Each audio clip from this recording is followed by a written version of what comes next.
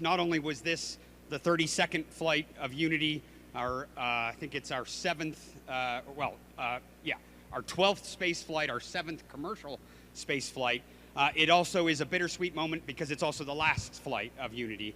The next chapter is actually even more revolutionary. Our Delta fleet of spaceships is designed to fly almost 8 times faster than that, right? So 2 flights a week.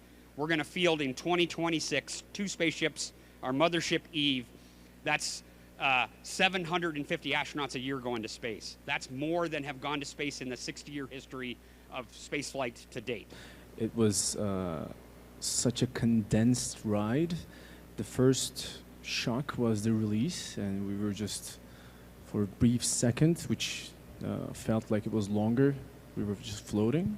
But right after, the rocket motor started, and boy, that power that we were riding on that ship was probably the most impressive aspect of the flight.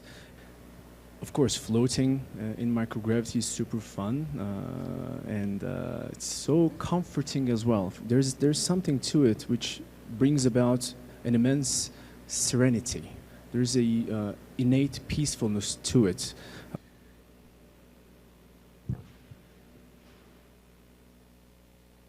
He gave us Turkish flags, one for me and one for Alper, and I took that with me, of course, to the microgravity conditions.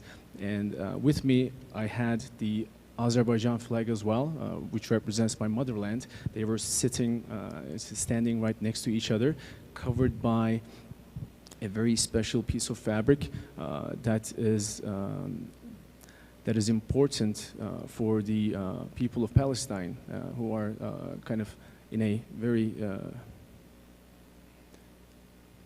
painful situation right now, and those were with me on my over my chest. Yes, thank you. First of all, let me say it's a pleasure to be up here with.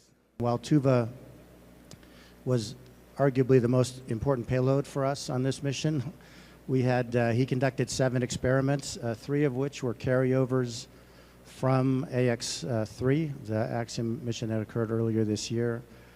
And we also had an Axiom experiment which involved an insulin pen, with the idea that we would be able to accurately, I guess, prove in microgravity that we can accurately dispense a measured amount of insulin for future applications in spaceflight.